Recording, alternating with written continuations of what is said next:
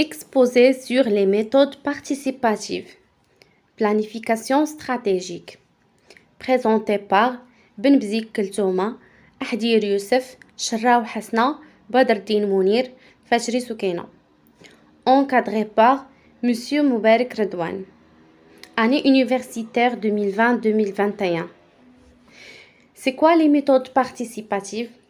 C'est quoi une planification participative? La planification participative incite à envisager la performance non pas sur une base individuelle, mais comme étant l'affaire d'un ensemble d'acteurs, de partenaires et de parties prenantes.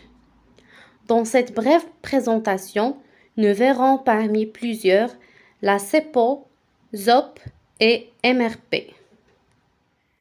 La méthode CEPO. L'abréviation CEPO signifie succès, échec, potentialité, obstacle. En anglais, SWPO, Successes, Weaknesses, Potentials, Obstacles. La méthode consiste à faire une analyse du passé, regard rétrospectif, et du futur, c'est-à-dire un regard prospectif. Sur base des conclusions de l'analyse, des stratégies peuvent être définies sur le territoire. Continuons. La méthode CEPO est une variante de la méthode SWOT. Elle utilise également une matrice à deux axes. Un axe horizontal, passé, futur, et un axe vertical, positif, négatif, comme illustré. La méthode MRP, définition.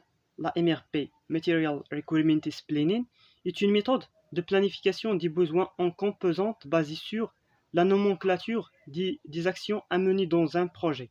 Élaboration. Cette méthode repose sur la répartition des besoins en besoins dépendants, c'est-à-dire internes, et besoins indépendants, c'est-à-dire externes.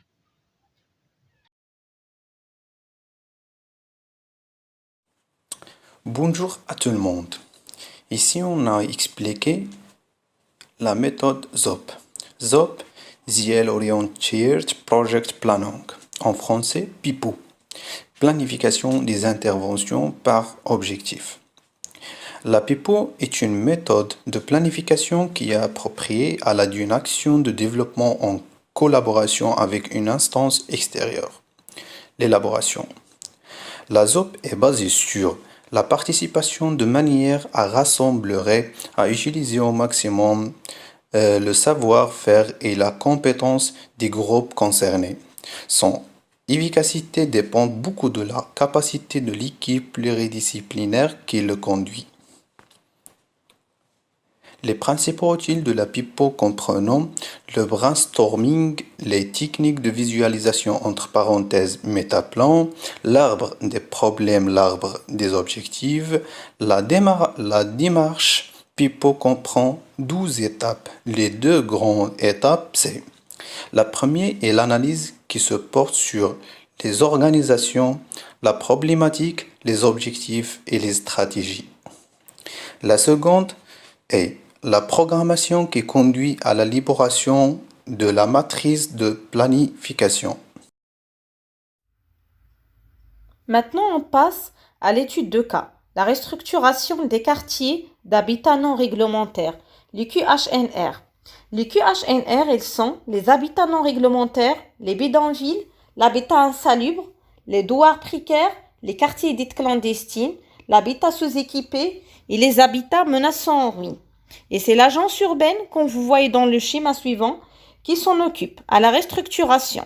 Et l'agence urbaine, elle a pour objet impliquer les différents intervenants, locaux et les professionnels du secteur, lancer une opération intégrée à l'échelle de l'ensemble du territoire, contractualiser l'opération et définir les obligations de chaque intervenant.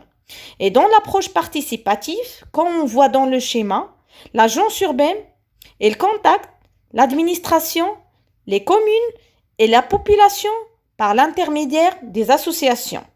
Aussi, elle contacte le Conseil régional de l'Ordre national d'architectes afin d'avoir l'étude de redressement, diagnostic spatial, conception urbanistique.